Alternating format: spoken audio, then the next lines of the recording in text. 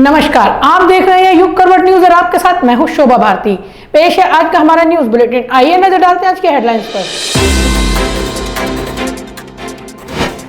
400 के पार पहुंची गाजियाबाद में कोविड एक्टिव केस की संख्या। रेलवे ने भी निकाल लिया अपना बुलडोजर, तोड़े अवैध निर्माण। और पार्षद हिमांशु लव ने उठाए नगर निगम की व्यवस्था पर गंभीर सवाल। गाजियाबाद फिर से नाइट कर्फ्यू की तरफ बढ़ रहा है। यहां एक्टिव केस 400 से ऊपर पहुंच गए हैं। ये संख्या 500 तक पहुंचते ही कोविड प्रतिबंध लगने शुरू हो जाएंगे। इसमें सबसे पहले नाइट कर्फ्यू ही लगाया जाता है। गाजियाबाद जिले में फिर से पाबंदियों का दौर शुरू हो सकता है। आशंका जताई जा रही है कि अगले सप्ताह से जिले में नाइट कर्फ्यू भी लग सकता है। हालांकि इसकी अभी कोई आधिकारिक पुष्टि नहीं है, लेकिन जिस तरह से जिले में संक्रमण के मामले और एक्टिव मरीजों की संख्या में इजाफा हो रहा है, उससे स्वास्थ्य विभाग की भी मुश्किलें बढ़ रही हैं। कोविड नियम के तहत जिस जिले में एक्टिव मरीजों की संख्या 500 तक पहुंच जाती है, वहां संक्रमण के प्रसार को रोकने के लिए सख्ती बरती जाती है। सार्वजनिक आवागमन को रोकने के लिए नाइट कर्फ्यू से लेकर साप्ताहिक बंदी भी की जाती है, ताकि लोग एक दूसरे के संपर्क में कम से कम आएं।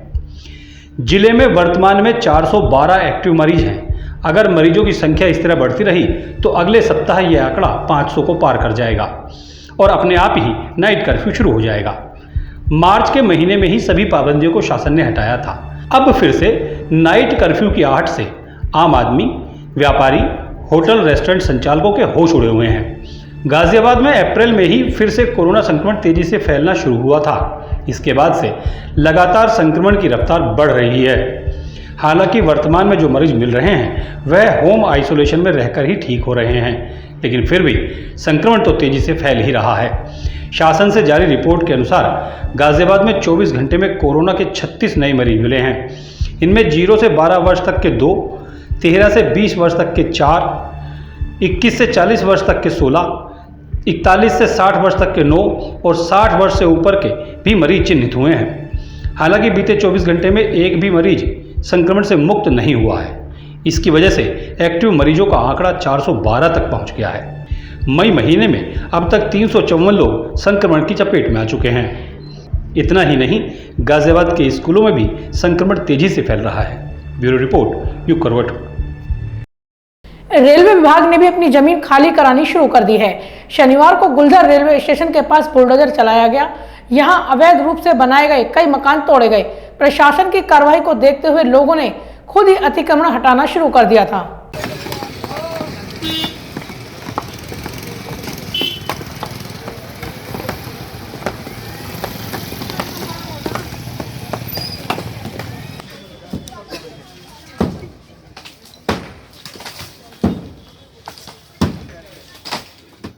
रेलवे की ओर से गुलधर रेलवे लाइन के किनारे बसी कॉलोनियों के कई मकानों के छज्जे एवं दीवारों को तोड़ा गया। रेलवे की ओर से दावा किया गया कि उसकी ज़मीन पर अतिक्रमण कर ये मकान बनाए गए। 15 दिन पहले रेलवे की ओर से गुलधर रेलवे लाइन के किनारे बनाए गए कई मकानों को नोटिस जारी किए गए थे।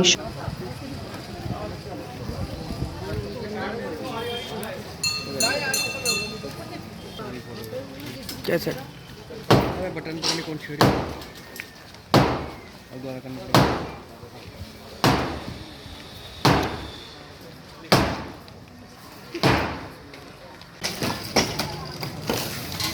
आज रेलवे के अधिकारी बुलडोजर एवं भारी संख्या में पुलिस फोर्स के साथ यहां पहुंचे। दस्ते के पहुंचने पर वहां हड़कंप मच गया। लोग खुद ही अपने बढ़ाए गए निर्माण को तोड़ने लगे। रेलवे अधिकारियों ने बताया कि रेलवे की ज़मीन पर अतिक्रमण कर ये मकान बनाए गए। हमारे लिए मतलब कुछ आश्वासन है या वैसी मतलब या बस वैसी है। इन्हें चिन्हित कर ज़मीन को मुक्त करने की कार्रवाई शुरू कर दी गई। कई मकानों के कुछ हिस्सों को तोड़ा गया। रेलवे अधिकारियों ने इन मकानों में रहने वालों को खुद ही मकानों को तोड़ने की हिदायत दी है। ब्यूरो रिपोर्ट, युग करवट। भारतीय जनता पार्टी के पार्षद हिमांशु लव ने नगर निगम की व्यवस्था पर सवाल उठाए हैं। उनका कहना है कि ठेकेदारों को भुगतान न मिलने से विकास कार्य ठप पड़ गए हैं। हिमांशु लव ने शहर के गंदे टॉयलेट के लिए संबंधित कंपनी पर कार्रवाई की मांग की है।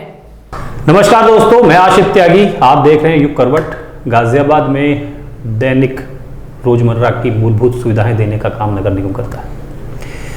नगर निगम की व्यवस्था पर कई सवाल उठते हैं। अक्सर भ्रष्टाचार के मुद्दे भी होते हैं, सुविधाएं ना देने के मुद्दे भी होते हैं।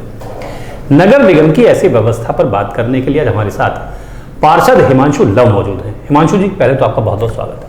धन्यवाद। पहला सवाल ये है, आप एक बात हर जगह कहते हैं, सुनने में आते हैं, आपके बयानों में भी आती है कि नगर निगम में 3 साल से कहीं कोई काम नहीं हुआ है। क्यों है ऐसा, क्यों हो रहा है, क्या वजह है? आशीष भाई, 2 साल तो कोरोना काल खा गया। कोरोना के अंतर्गत वार्डों में क्या, पूरे शहर में कहीं विकास के कोई काम नहीं हुए। हम लोगों ने और शहर की जनता ने उसको एक बार को पॉजिटिव लिया कि नहीं भाई, चलो कोरोना की वजह से विकास नहीं हो रहा, कोई बात नहीं, कोरोना के बाद देखा जाएगा। जी।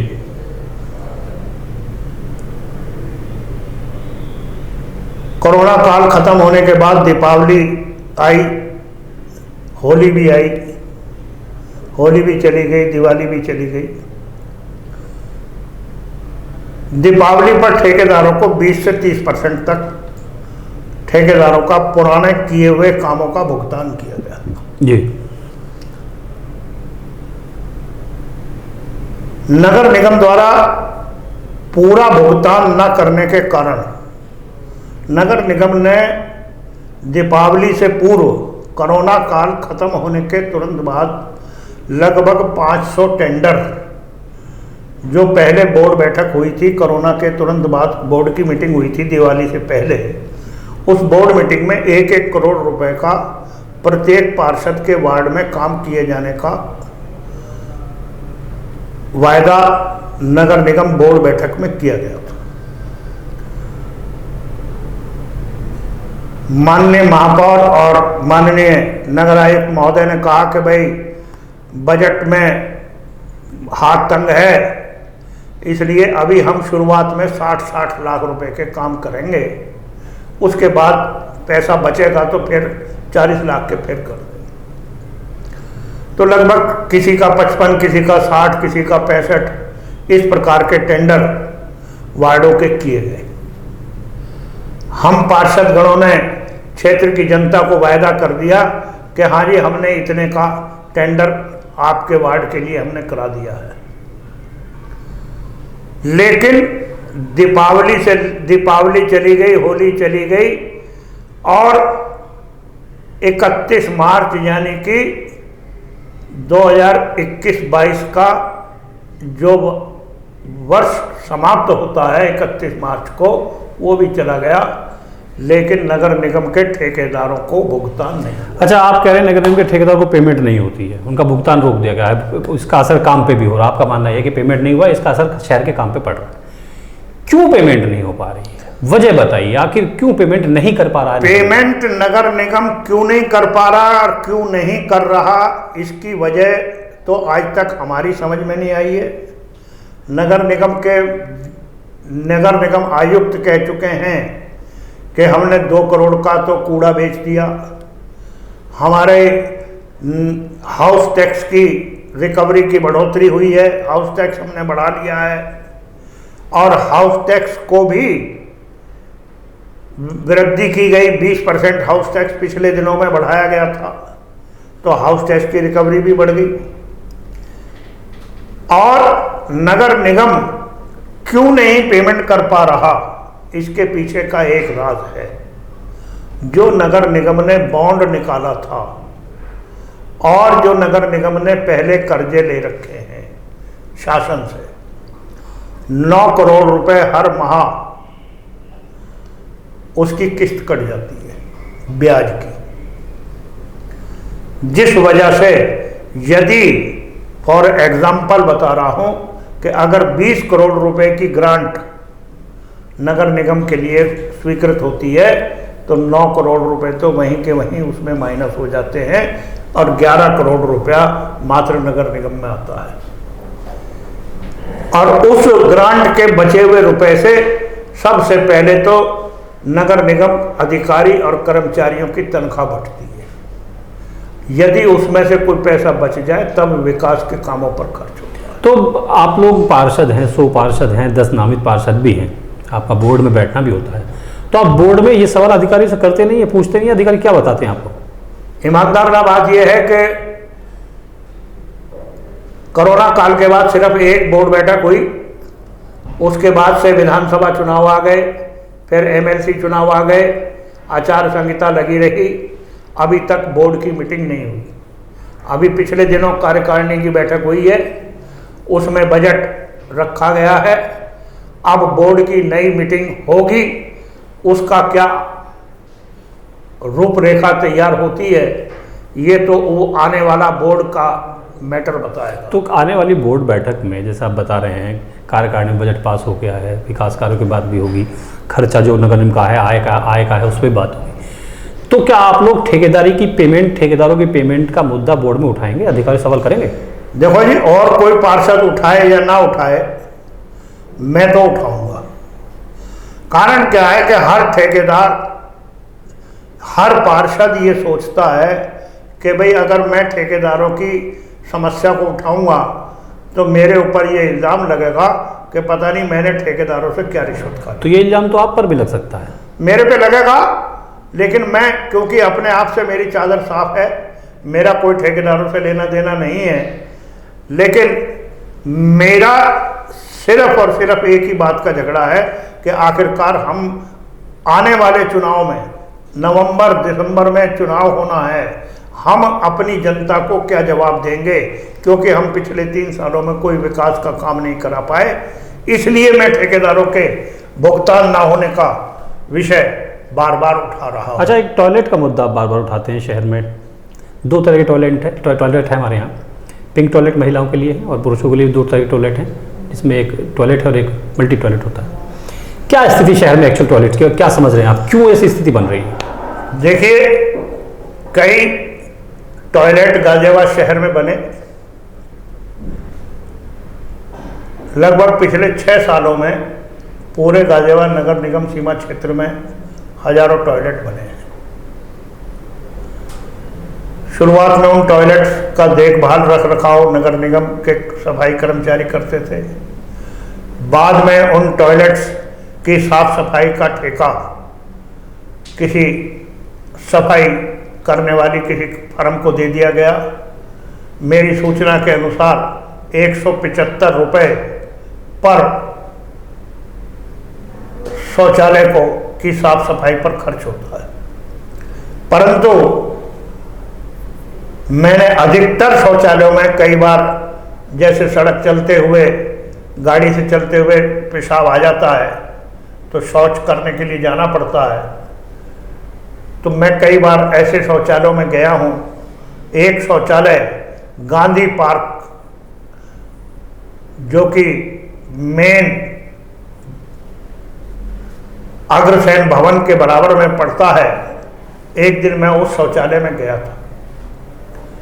राह चलते मैं रुक गया, मैं शौच करने के लिए गया, तो उस शौचालय के अंदर इतना बुरा हाल था, लैट्रिन करी हुई थी, आदमी वहां पर खड़ा भी नहीं हो सकता। तो महापौर हैं, 100 पार से इतना बड़ा बोर्ड आपका है, हो क्यों रहा है ऐसा? आप लोग क्या कर रहे हैं, महापौर क्या कर रहे हैं? ये तो उस दिन बाई चांस मैंने इस प्रकार की नज़र मेरी पड़ गई, और बहुत से ऐसे शौचालय हैं जिनके यूरिनल पॉट टूट गए। कई बड़े बड़े बदतमीज लोग भी होते हैं। मैं ये नहीं कहता कि सारी गलतियां नगर निगम की होती हैं, इसमें हम जैसे समाज के रहने वाले लोगों का भी जिम्मेदारी होती है। नहीं, जिम्मेदारी आपकी है, मैं बिल्कुल स्वीकार कर रहा हूँ। नगर निगम की पूरी जिम्मेदारी नहीं, मैं ये भी मान रहा हूँ कि हर काम नगर निगम को नहीं थोपना चाहिए, लेकिन जिम्मेदारी उस फर्म की तो बनती है जिसको काम दिया गया है। उस फर्म पर सवाल क्यों नहीं उठ रहे? वो जो फर्म है, वो फर्म तो सिर्फ कागजों में चल रही है, कागजों में वो पैसे वसूल करते हैं, लेकिन साफ सफाई नहीं होती।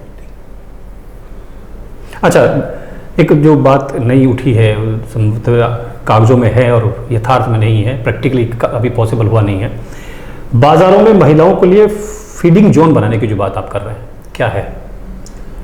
देखिए, ये स्वच्छ भारत मिशन के अंदर माननीय मोदी जी का महिला सशक्तिकरण के अंतर्गत ये दिया गया है कि जो महिलाएं नवजात शिशुओं को लेकर, छोटी आयु के बच्चे जो माता का दूध पीते हैं उनको लेकर बाजार आदि जाते हैं, तो उन कई बार ऐसा देखा गया है कि बच्चा रोने लगा, उसको दूध की आवश्यकता पड़ती है, तो माँ के लिए बड़ी बुरी स्थिति हो जाती है कि वो उसको दूध कहाँ पर पिलाए।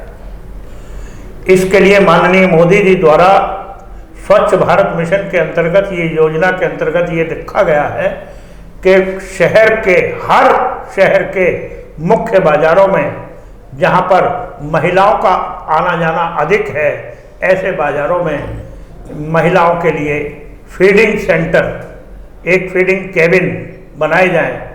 आप गाजियाबाद नगर निगम में जाएंगे तो गाजियाबाद नगर निगम के मुख्य द्वार पर इस प्रकार का एक केबिन आपको देखने को मिल जाएगा।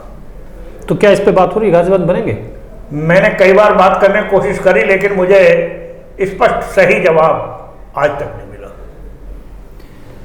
दोस्तों, हिमांशु लव पार्षद भारतीय जनता पार्टी के हैं। इन्होंने नगर निगम की व्यवस्था पर सवाल उठाया है। सवाल टॉयलेट की सफाई का भी है, सवाल ठेकेदारों के भुगतान का है। अगर ठेकेदारों को भुगतान नहीं होगा तो काम कैसे होगा, शहर में विकास नहीं हो पाएगा। सवाल बहुत सारे हैं, जवाब का इंतजार रहेगा। हिमांशु जी, आपका बहुत बहुत धन्यवाद। धन्यवाद। यातायात पुलिस ने ऑटो चालकों को लेकर बड़ा अभियान चलाया। इसमें ऑटो चालकों के आईडी और पेपर चेक किए गए। जिनके पास कागज पूरे नहीं होंगे उनको ऑटो नहीं चलाने दिया जाएगा। शहर में कई स्थानों पर यह अभियान चलाया गया। शहर में ऑटो चालक अक्सर नियम तोड़ते हैं, जिससे ट्रैफिक की समस्या हो जाती है। कई बार देखने में आता है कि ऑटो चालक के पास पेपर ही पूरे नहीं होते। इन सब बातों को देखते हुए ट्रैफिक पुलिस ने गाजियाबाद में विशेष अभियान चलाया। अभियान में ऑटो के कागज और ड्राइवर की आईडी चेक की गई। यहाँ पर है ना, इसका रूट निर्धारण का कार्य चल रहा है। जो पुराने बस अड्डे से, जैसे गोविंदपुरम, संजय नगर, राजनगर, दासना, मसूरी, पुराना बस अड्डे से लालकुआ, पुराने बस अड्डे से आनंद विहार, भोपरा, इनके रूट निर्धारण किए गए हैं उच्च अधिकारियों द्वारा। उच्च अधिकारियों के आदेशानुसार, उनके निर्देशन में इनको रूट नंबर दिया जा रहा है। जो ऑटो चालक अवैध रूप से चलाते थे, अब वो सब रजिस्टर्ड हो गया हमारे पास। उनको जो रूट दिया जाएगा वो अपने स्टैंड से ही सवारी उठाएगा, ना कि दूसरे स्टैंड से सवारी उठाएगा। आपने देखा होगा रोड पे खड़े हो जाते हैं बीच बीच में। जिस रूट का ऑटो दूसरे रूट पे चलता हुआ नजर आता है तो सीज किया जाएगा। इससे होगा हमारे पास जो इनके डॉक्यूमेंट्स वगैरह हम इनके सभी ले रहे हैं, इनका लाइसेंस ले रहे हैं, परमिट वैलिड, जो इसके डॉक्यूमेंट्स कंप्लीट हो गए, एसपी ट्रैफिक के आदेश अनुसार भाई हमें इन्हें फिटनेस में छूट दी गई है कोरोना काल की। जो फिटनेस छूटी हुई है तो वो चल जाएगा, बस हरते वो अपने धीरे धीरे कंप्लीट करा लें। पुलिस का कहना है कि अगर कागज अधूरे हैं या आईडी नहीं है तो शहर में ऑटो नहीं चलाने दिए जाएगा। पुराना बस अड्डा समेत कई जगह चेकिंग की गई। ऑटो चालकों ने बड़ी संख्या में इस अभियान में हिस्सा लिया। ब्यूरो रिपोर्ट युग करवट। हर महीने के पहले शनिवार को संपूर्ण समाधान दिवस मनाया जाता है। आज गाजियाबाद की तीनों तहसीलों में समाधान दिवस आयोजित किया गया। इसमें 24 से अधिक शिकायतें सामने आई। कुछ शिकायतों का मौके पर ही निस्तारण किया गया। शासन की व्यवस्था है कि हर महीने के पहले शनिवार को संपूर्ण समाधान दिवस मनाया जाता है। गाजियाबाद की तीनों तहसीलों में समाधान दिवस मनाया गया। शहरी क्षेत्र में नेहरू नगर के सामुदायिक केंद्र में इसका आयोजन किया गया। यहाँ एसडीएम सदर विनय सिंह ने लोगों की समस्या सुनी। यहाँ 24 से अधिक लोगों ने अपनी समस्या बताई।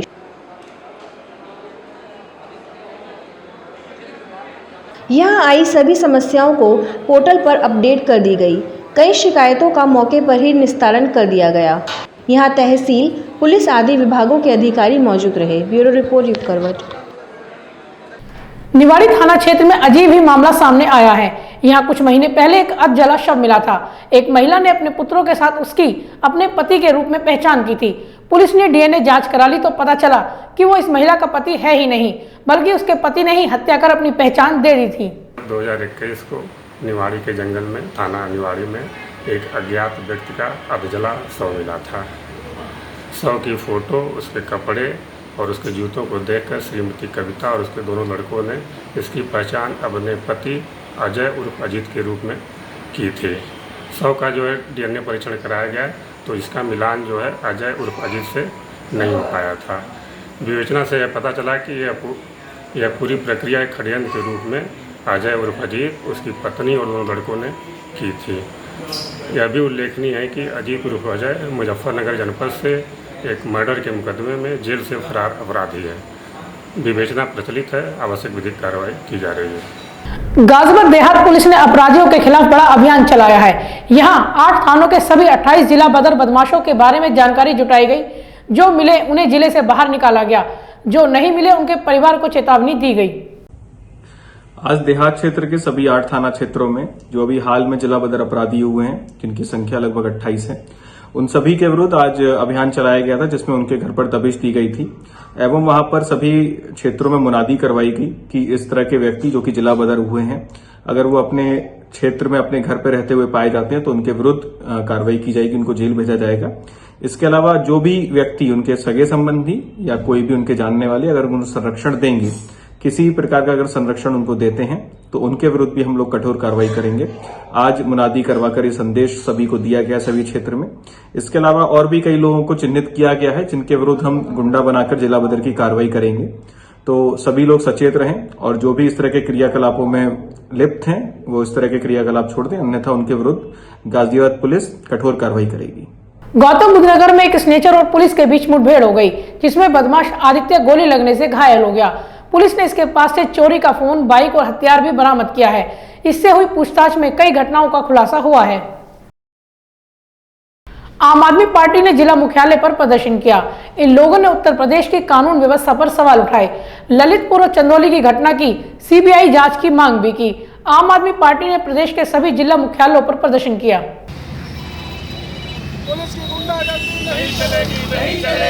उत्तर प्रदेश की कानून व्यवस्था को दुरुस्त कराने और ललितपुर व चंदौली में हुई घटनाओं की सीबीआई जांच कराने की मांग को लेकर आम आदमी पार्टी ने ज्ञापन सौंपा। पार्टी कार्यकर्ताओं ने डीएम के माध्यम से प्रदेश के सीएम के नाम ज्ञापन देते हुए कहा कि रेप पीड़िता को न्याय दिलाने की जगह दरोगा ने उसके साथ ही बलात्कार की घटना को अंजाम दे दिया। चंदौली में 2 बेटियों को पुलिसकर्मियों ने घर में घुसकर मारा, जिसमें एक की मौत हो गई। इन दोनों ही मामलों में पुलिस अभियुक्त है, इसलिए मामले की सीबीआई जांच कराने की मांग आम आदमी पार्टी ने रखी। उत्तर प्रदेश में दिन प्रतिदिन जो अपराध बढ़ रहा है और दुर्भाग्य बात यह है कि इस अपराध को रोकने की जिन पे जिम्मेदारी है, जो पुलिसकर्मी जिन पे जिम्मेदारी है कि महिलाओं की सुरक्षा करें, अपराधियों को जेल भेजें और अपराध पे लगाम लगाएं, वही पुलिसकर्मी बलात्कार, थानों में बलात्कार कर रहे हैं। योगी जी की पुलिस थानों में गरीब महिलाओं के, मजलूम महिलाओं के साथ बलात्कार कर रही है, हत्या कर रही है। हम आज उत्तर प्रदेश में चंदौली में हुए और ललितपुर में हुए जघन्य हत्याकांड जिसमें पुलिस वाले संलिप्त हैं, बलात्कार में संलिप्त हैं, उनके खिलाफ सीबीआई की जांच की मांग करने के लिए जिला मुख्यालय गाजियाबाद पर उपस्थित हुए हैं। मेरा नाम जतिन शर्मा, मैं पूर्व प्रदेश सचिव हूँ। क्या मांग है आज आपकी? आज ये मांग है कि योगी जी का जो बुलडोजर चल रहा है, ऐसे पुलिस वाले जो अपराधी कहते हैं उन्होंने बलात्कार किया है, इनके घर पे बुलडोजर क्यों नहीं चलाया जा रहा है? इनके घर पे सबसे पहले बुलडोजर चलना चाहिए। अगर योगी जी इस लायक है, उत्तर प्रदेश अगर मुख्यमंत्री अगर हैं, तो उनके घर बुलडोजर चलाएं जो बलात्कारी है। किसी गरीब के घर पे बुलडोजर ना चलाएं, ये हमारी मांग है। निवर्तमान जिलाध्यक्ष चेतन त्यागी ने कहा कि प्रदेश में कानून व्यवस्था ध्वस्त हो चुकी है। थाने में बलात्कार हो रहे हैं तो कहीं पुलिस घर में घुसकर लोगों को मार रही है। एक महिला को थाने में निर्वस्त्र कर पीटा गया। ब्यूरो रिपोर्ट युग करवट। तो फिलहाल आज के लिए इतना ही। गाजियाबाद और आसपास की खबरों के लिए देखते रहिए युग करवट और विस्तार से खबरों को जानने के लिए पढ़िए युग करवट न्यूज़पेपर। सब्सक्राइब कीजिए युग करवट। नमस्कार।